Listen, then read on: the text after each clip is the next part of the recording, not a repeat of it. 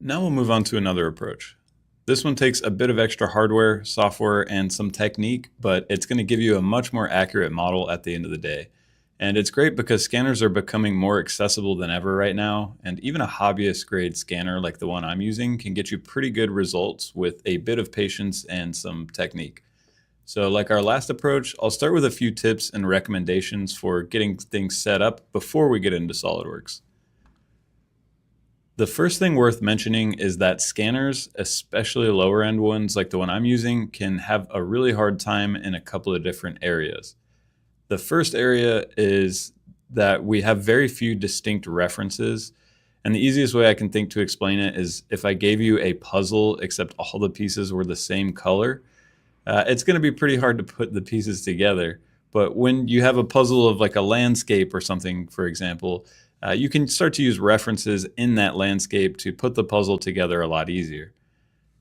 So the top of the seat is a pretty good example of that. There's really nothing on the seat for the scanner to reference where it is in space, but you can remedy that by using these reflective scan markers that stick on a surface, and it helps the scanner orient itself.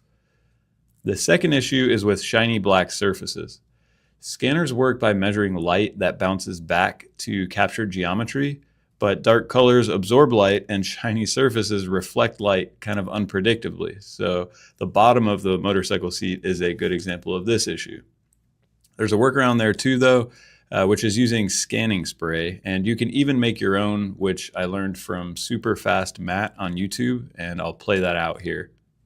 Just mix 1 part baby powder with about 4 parts alcohol. You can be way off with this ratio and it still works, so don't worry about measuring it out. Just put your safety gear on, mix them together, and pour them into a spray bottle. You might want to use a funnel for this, or not, whatever, I'm not your dad. Once it's all in the spray bottle, spray down the whole part. After a couple of minutes, the alcohol will evaporate and you're left with a perfect surface for scanning. I do this for everything now. I don't even try to scan first, I just spray it with this stuff. 3D scanners love white powder. Use a lot. Use as much white powder as Robert Downey Jr. used in the 90s. Just don't stick it up your nose. Once your part is prepared though, then it's finally time to do some scanning. For something like this, it's going to be really best to do 2 different scans at least, where the part is oriented differently, and then you can basically overlay those scans on top of each other. So I'm going to do one of the top of the seat and then one where I can capture some of the geometry on the bottom of the seat. You really just want enough overlapping data between the 2 scans so you can align them later. One other trick is setting up a marker-only scan first, which helps the actual scan go a little bit more smoothly. Again, just because the scanner can orient itself a little bit better. My scan picked up a lot of data from the table when I ended up going through the whole thing. So I set up a cutting plane and just erased some of that data near the flat plane. Then I got rid of any extra markers and data that I didn't need before moving on to that second scan. And same idea here, scan the markers first, then go through with the scan on the part, and then you can clean that scan up. With both of the scans done, then you can move on to automatically aligning them.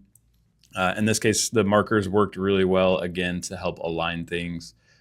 With it aligned, you can also do some final cleanup and tweaking of your settings. Most of that tweaking and the settings are going to vary based on what you're scanning. But one thing I would recommend sort of universally if you're going to SolidWorks is dropping the number of triangles down to around 130,000. If you have a beefy computer, you can get away with more, but I've found that around 130,000 is enough to work with. It gets you the geometry that you need, but it doesn't slow things down on the computer too bad. Then it's finally time to import this scan into SolidWorks.